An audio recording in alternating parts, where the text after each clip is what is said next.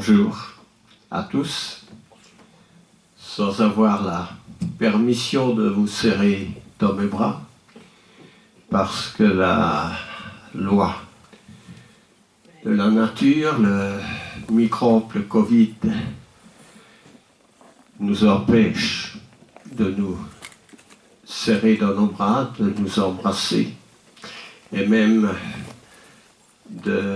d'avoir une poignée de main entre nous. Et c'est difficile à supporter, mais les choses sont telles que nous devons les accepter. Alors, merci à toi pour le dispositif qui est prévu. Je salue tous les frères du monde entier, et particulièrement ceux qui sont touchés dans nos pays limitrophes dont nous n'avons plus la permission de nous y rendre, puisque dans les mesures qui ont été prises, les frontières sont fermées. J'ai préparé une prédication sur la souffrance, parce que nous sommes dans une période de souffrance. Toutes les familles qui ont été touchées de près ou de loin sont dans la souffrance. Beaucoup même sont dans un deuil qui est difficile à supporter. J'entendais cette semaine qu'un couple, le mari dont on pensait qu'il s'agissait d'une bronchite, avait reçu quelques médicaments, mais quand son épouse est montée dans la chambre, elle a pensé qu'il dormait, et en revenant 2 heures plus tard, elle s'est aperçue qu'il était décédé. Et puisque des tests venaient d'être faits, il était décédé du Covid.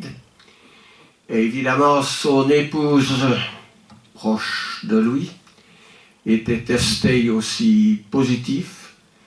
Mais ce qui était difficile, c'est qu'elle ne pouvait pas assister aux obsèques de son époux, de son mari. Donc il y a des situations difficiles. Je prends cette situation-là parce que il y a beaucoup de situations difficiles dans notre monde. Ceux qui sont à l'intérieur du conflit entre l'Arménie et l'Azerbaïdjan sont aussi dans un état de guerre, avec des maisons détruites, des familles qui sont très touchées.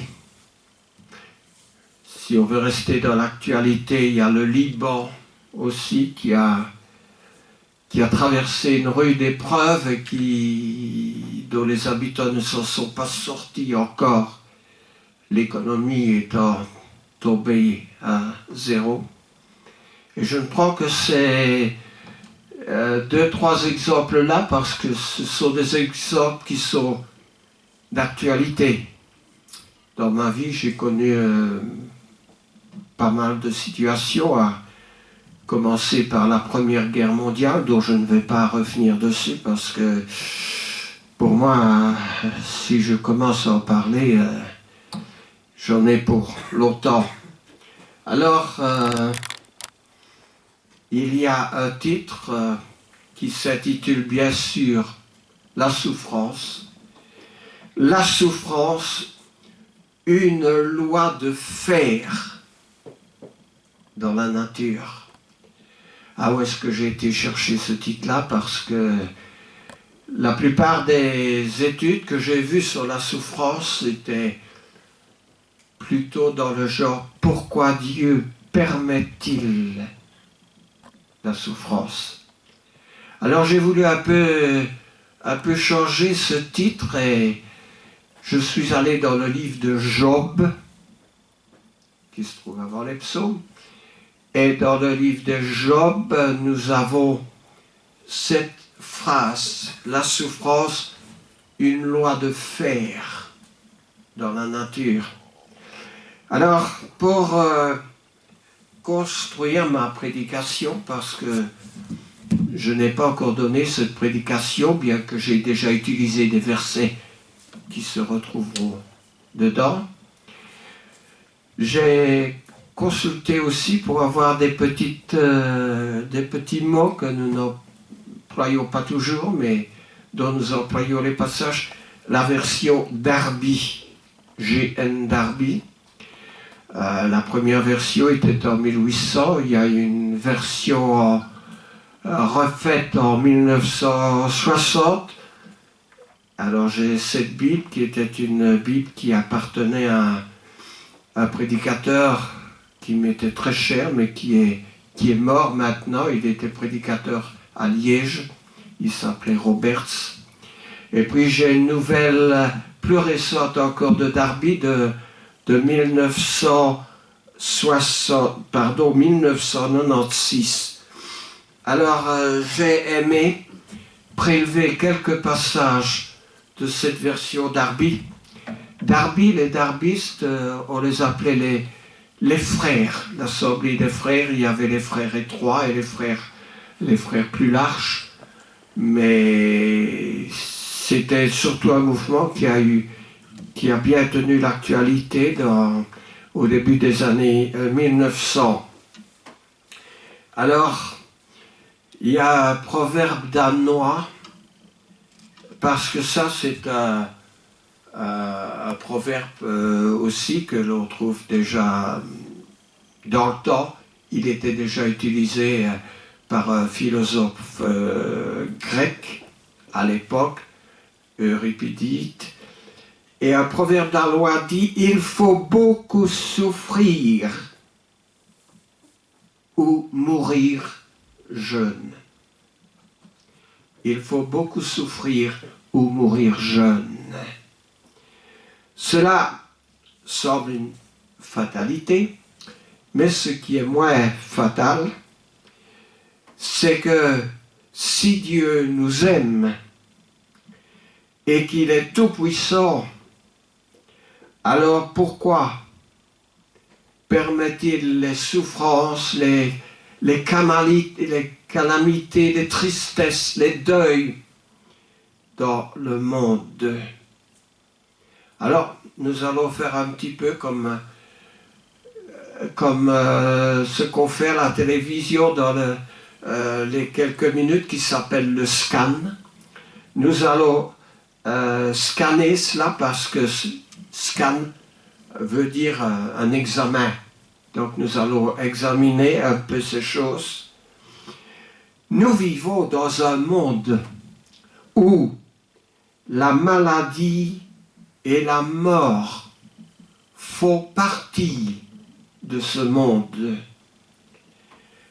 Et le premier passage de la Bible, parce que je les ai tous marqués ce matin, pour le cas où vous voudriez en consulter un ou les marquer, c'est en Job au chapitre 7, les versets 3 et 4, qui disent « Ainsi, j'ai eu pour partage des mois de déception et des nuits de misère me sont assignés. » Job parle ici, et Job, nous savons qu'il est éprouvé. Hein?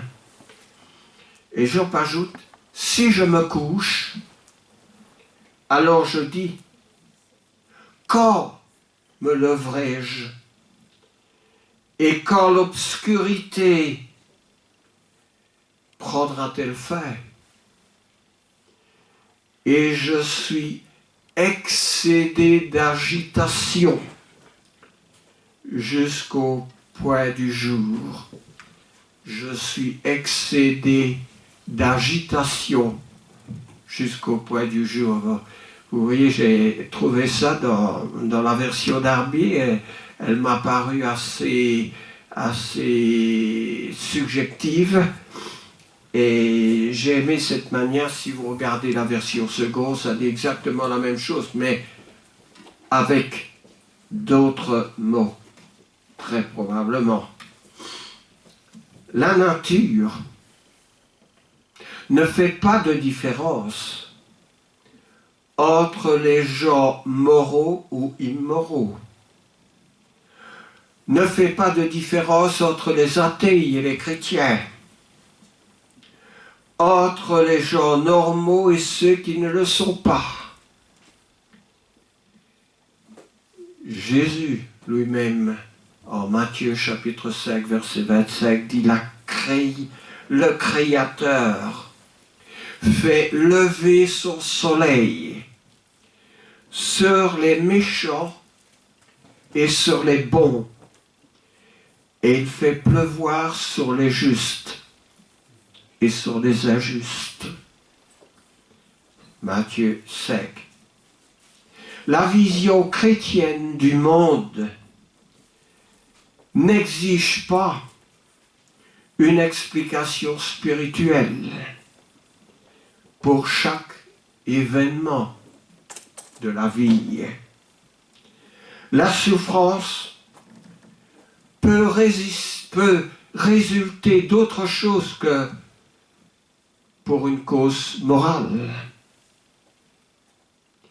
Alors, lorsque Jésus a évoqué le cas des 18 personnes tuées par la tour de Siloé qui s'était écroulée dans la ville de Jérusalem, eh bien, Jésus a posé cette question. Pensez-vous que, dit-il, que les habitants, pensez-vous qu'ils aient été plus coupables que tous les autres habitants de Jérusalem? Parce que cette tour est tombée et qu'elle a tué 18 personnes. Non, dit Jésus, ils n'étaient pas plus coupables que tous les autres habitants. Mais je vous le dis, parce que Jésus a toujours le dernier mot, si vous ne vous repentez tous, vous périrez tous, évidemment. Alors, au moins 2, 3 événements historiques expliquent ou déterminent l'existence de la souffrance dans notre monde. Je prends un premier point. À la création, Dieu a établi la terre sur base de lois naturelles, réglant la gravité de la terre, son mouvement, son cycle de l'eau, ses marées, ses systèmes géologiques et météorologiques. Des grands mots, n'est-ce pas? Mais ça veut dire que Dieu a bien réglé les choses. Quand il a établi par des lois naturelles, je vais dire le domaine terre dans lequel nous vivons aujourd'hui. Et si je prends en Genèse au chapitre 1, c'est pas très difficile, il se trouve tout au début de notre Bible, en Genèse au chapitre 1, le verset 20 à 23, eh bien je lis ceci. Dieu dit que les eaux produisent en abondance des animaux vivants et que des oiseaux volent sur la terre vers l'étendue du ciel. Dieu créa les grands poissons et tous les animaux vivants qui se meuvent et que les eaux produisent en abondance selon leur espèce. Il créa aussi tout oiseau ailé selon son espèce. Dieu vit que cela était bon. Dieu les bénit en disant « Soyez féconds, multipliez, remplissez les eaux des mers, que les oiseaux multiplient sur la terre. » Ainsi, dit Dieu, il y eut un soir et un matin, ce fut le 5e jour. c'est le Créateur. Il fait tout parfaitement selon les nécessités. Or, il y a d'autres passages qui corroborent un peu ça. Il y en a un en Proverbe 8, nous n'allons pas le prendre, mais il y en a un dans le psaume. Au psaume 104, eh bien, je vais prendre le psaume 104. Le plus souvent, quand on ouvre la Bible au milieu de celle-ci, eh bien, on tombe sur les psaumes. Donc, dans le psaume 104, et je lis des versets 5 à 9, il, c'est-à-dire Dieu, a établi la terre sur ses fondements. Elle ne sera jamais ébranlée. Les eaux s'arrêtaient sur les montagnes. Elles ont fui devant ta menace. Elles se sont précipitées à la voix de ton tonnerre. Des montagnes se sont élevées et des vallées se sont abaissées au lieu que tu leur avais fixé. Tu as posé une limite que les eaux ne doivent pas franchir, afin qu'elles ne reviennent plus couvrir la terre. Il conduit les sources dans des torrents qui coulent entre les montagnes, et elles abreuvent tous les animaux des champs.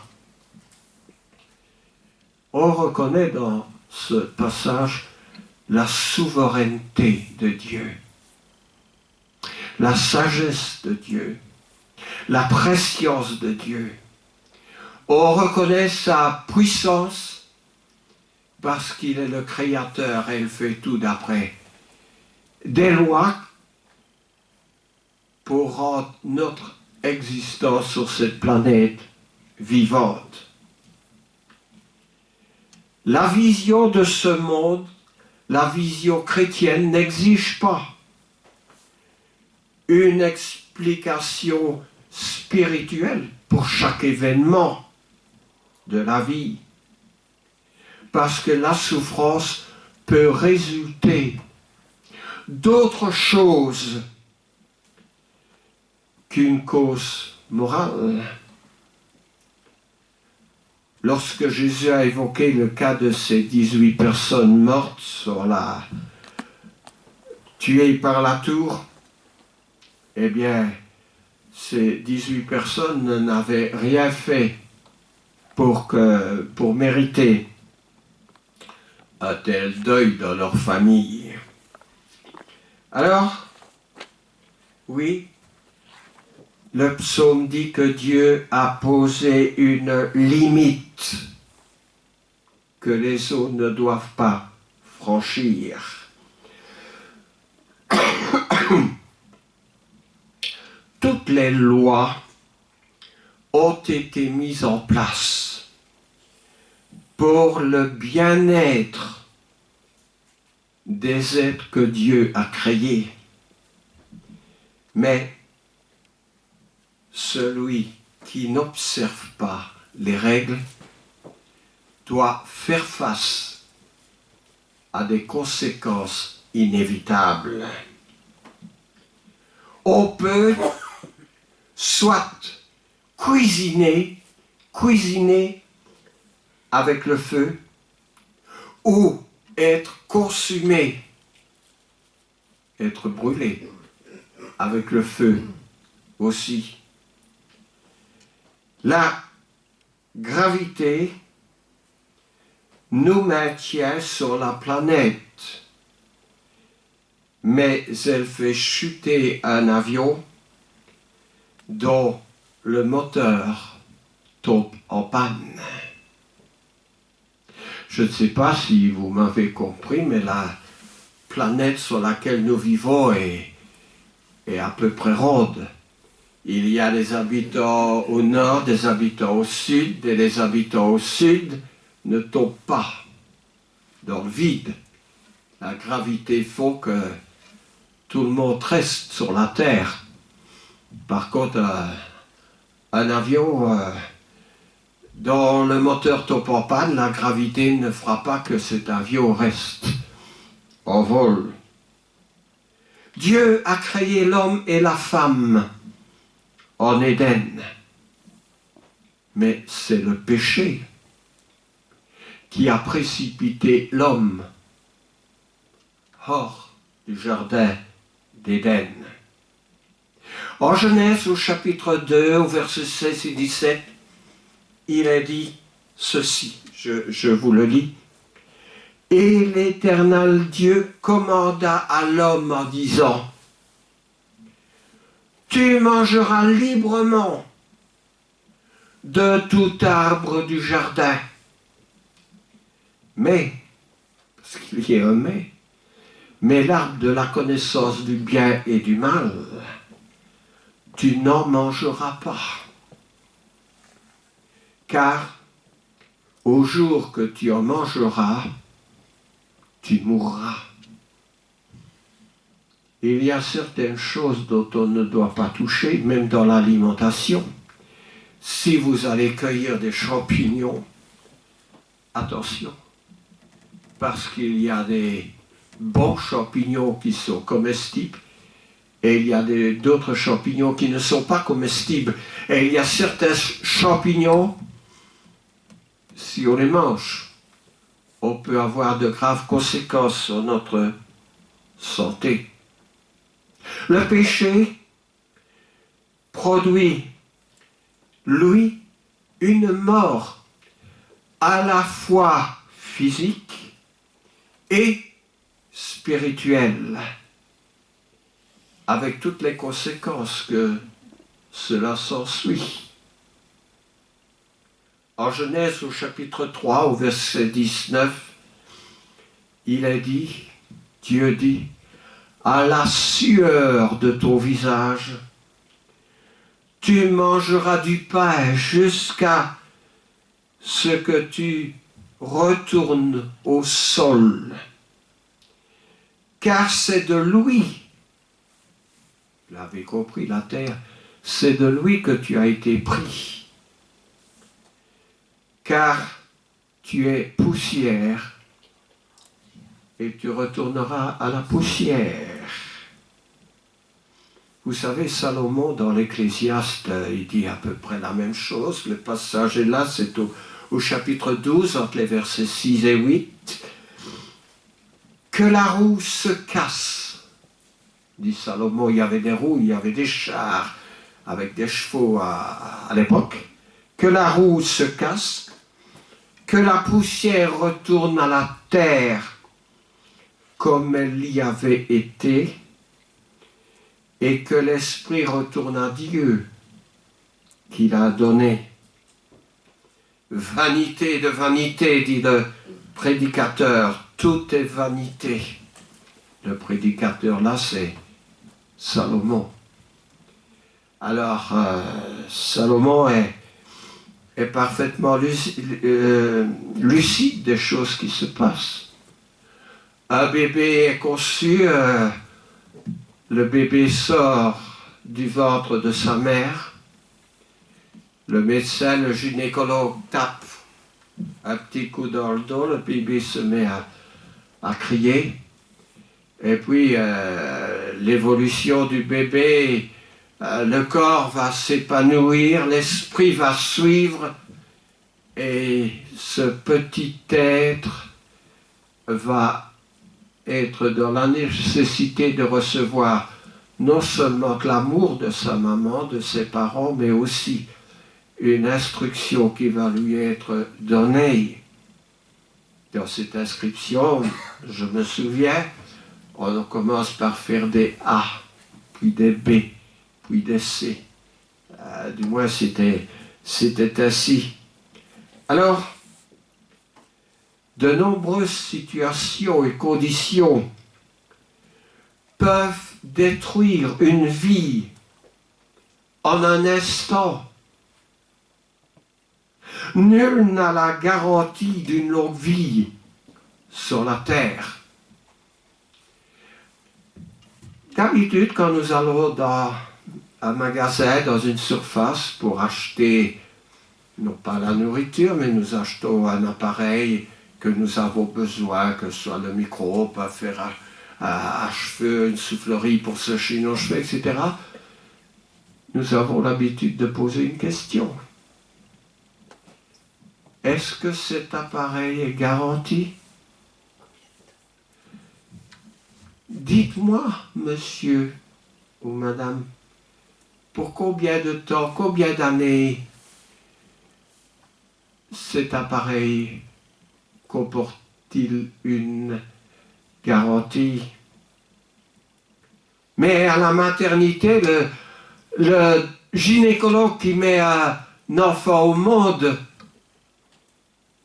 ne donne pas et on ne lui demande pas une garantie sur la vie de l'enfant qu'il a mis au monde. C'est encore une fois Salomon qui a beaucoup d'imagination, qui écrit « Les jours de nos années ». Et c'est plutôt le papa de Salomon, qui était David, qui écrit « Les jours de nos années montent à 70 ans ». 70 ans pour nous les Belges, c'est 70 ans, n'est-ce pas?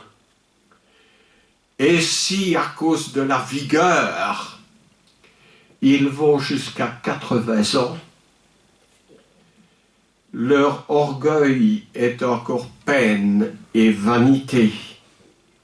Alors, c'est Jésus qui parle maintenant, et Jésus dit, « Je dirai à mon âme, tu as beaucoup de bien à assembler pour beaucoup d'années.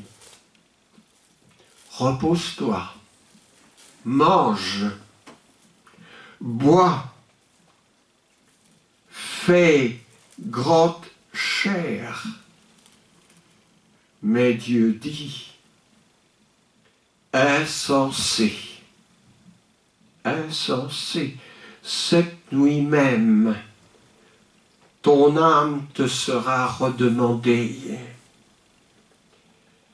Et ces choses que tu as préparées, dit Jésus, pour qui seront-elles? Eh bien, dit Jésus, il en est ainsi de celui qui amasse des trésors pour lui-même et qui n'est pas riche quant à Dieu. Et ce n'est pas en restant chez nous, quand on se réunit pour rendre gloire à Dieu, qu'on va spirituellement devenir riche. Alors, oui, nos années. Il y aura tout à l'heure l'anniversaire de Maxime. On va lui souhaiter nos vœux les plus sincères pour le nombre de ces années qu'il a atteint. Et il en sera de même pour chacun de nous suivant les dates respectives. Mais quelquefois, la maladie nous empêche d'arriver à ce nombre d'années qu'il est question dans la Bible. Je voudrais prendre l'exemple d'un roi qui est un bon roi dans la Bible. Il s'appelait Ézéchias. Moi, je ne sais pas si vous en avez déjà entendu parler, mais vous auriez dû tomber sur son histoire. Eh bien, Ézéchias se trouve en 2 Rois. Son histoire se trouve en 2 Rois. Le livre des Rois est avant les psaumes, bien sûr. En 2 Rois, au chapitre 20. Un ou deux? Un ou deux? T'as mis J'ai dit, non, 2 Rois, pardon. Si j'ai dit, j'ai mis 1. Oh là là là là là là.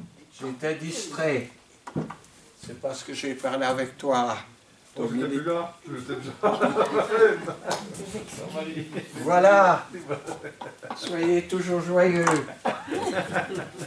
Eh bien, 2 Rois, au chapitre 20, les versets 1 à 5 disent ceci. Lorsque le roi Ézéchias eut entendu cela, bon, les mauvaises nouvelles, il déchira ses vêtements, se couvrit d'un sac, c'était la coutume, et alla dans la maison de l'Éternel, le temple, à Jérusalem. Il envoya Eliakim, chef de la maison du roi, Shebna, le secrétaire, et les plus anciens des sacrificateurs couverts de sacs, vers Ésaïe le prophète, fils d'Amoth. Et ils lui dirent, ainsi parle Ézéchias, ce jour est un jour d'angoisse. Nous en connaissons, hein? De châtiment et d'opprobre, car les enfants sont près de sortir du sein maternel, et il n'y a point de force pour l'enfantement. Peut-être l'Éternel, ton Dieu, a-t-il entendu toutes les paroles de Rabshakeh, que le roi d'Assyrie, son maître. Ah, je crois que je me gourre, ben, n'est-ce pas?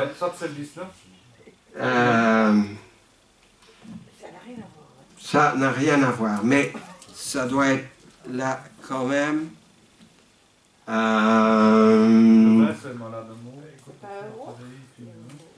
C'est là où Ézéchias était.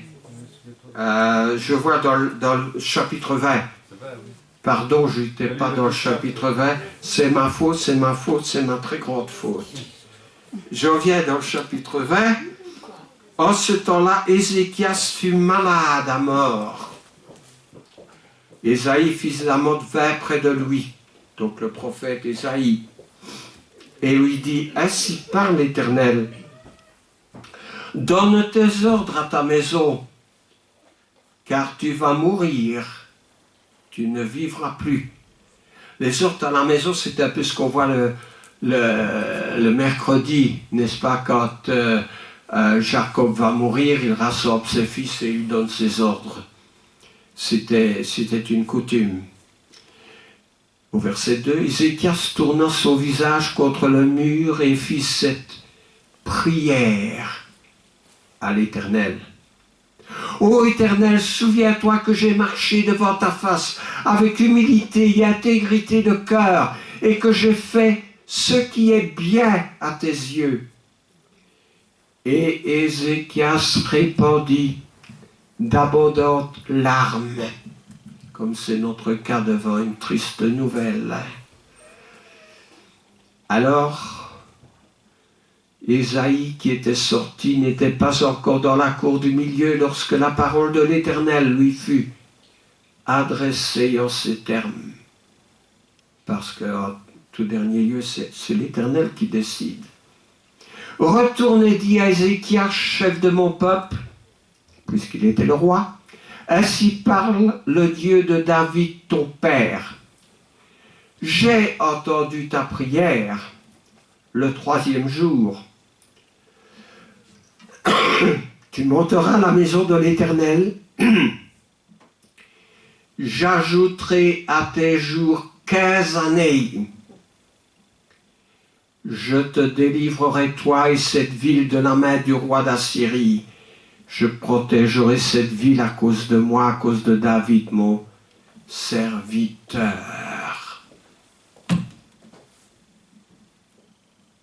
Il devait mourir. Mais en fin de compte, Dieu qui décide de tout, il dit, en réponse à la prière d'Ézéchias, n'est-ce pas? Eh bien, je vais rajouter 15 années à la durée de ta vie. Il ne faut pas croire que Ézéchias soit le seul à travers tous les siècles à avoir survécu à des problèmes, à la maladie, à la mort. Jacques au chapitre 5, au verset 13 dit, si quelqu'un est malade, qu'il prie. Et nous devons prier dans la maladie. Nos prières ne vont pas au bois, n'est-ce pas? Car Jacques dit aussi ça au chapitre 4, au verset 14, car qu'est-ce que votre vie, vous, qui ne savez pas ce qui arrivera demain, vous êtes une vapeur qui paraît pour un peu de temps et qui ensuite disparaît. Jacques 4, 14.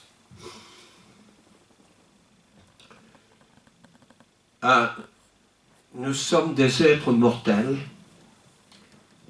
vivant dans un monde où la maladie et la mort existent. Mais Dieu existe aussi. Un autre point, nous subissons l'effet des erreurs des autres. Ah oui. Si quelqu'un vient vous embrasser, il n'a pas mis un masque et on ne sait pas quelle sera l'issue. On peut dire qu'une grande partie des douleurs de ce monde est de type collatéral. Ou un grand mot peut-être collatéral, ça veut dire de part et d'autre.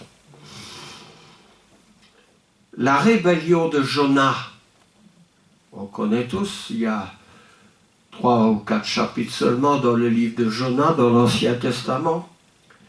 La rébellion de Jonas a fait que tout l'équipage d'un vaisseau soit pris dans une grande tempête. Le bateau a été pris dans une grande tempête, un grand orage. Qu'avait fait cet équipage? Rien. Rien.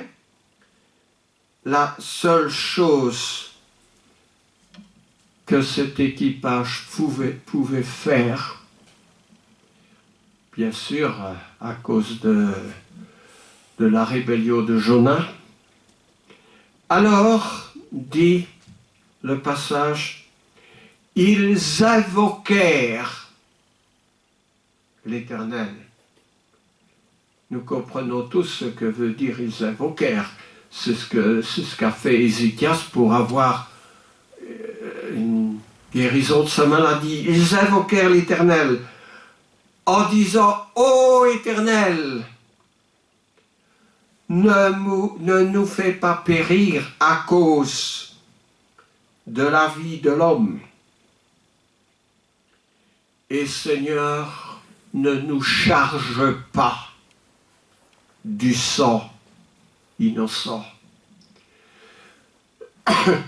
Beaucoup de guerres ont été engagées à cause d'hommes politiques, n'est-ce pas? Ou à cause de rois, ou à cause de présidents qui avaient des querelles. Situation analogue d'Ézéchias. Il y a beaucoup de situations qu'on peut dire collatérales dans la Bible. David a fait tuer Uri, le Hétien, mais beaucoup de soldats sont morts avec Uri.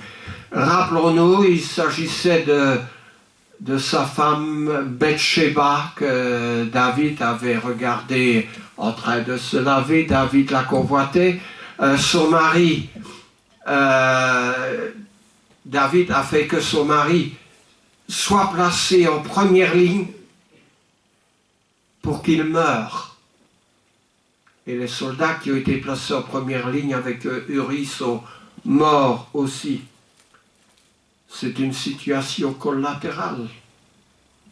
Une autre, Hérode, dans la Bible, a fait pleurer les parents de tout un territoire qu'on appelait Juda dans le sud d'Israël, en faisant tuer tous les enfants de 2 ans et en dessous. Pourquoi? Parce qu'il s'agissait d'un débordement de colère de la part d'Hérode, parce que les mages n'étaient pas repassés par chez lui, lui indiquant l'endroit où Jésus était né. Dites-moi où l'enfant Jésus est né, que moi aussi j'aille l'adorer. Menteur. Des innocents souffrent toujours lorsque certains choisissent la haine, l'avarice, l'égoïsme. Vous voulez un exemple plus récent? Des djihadistes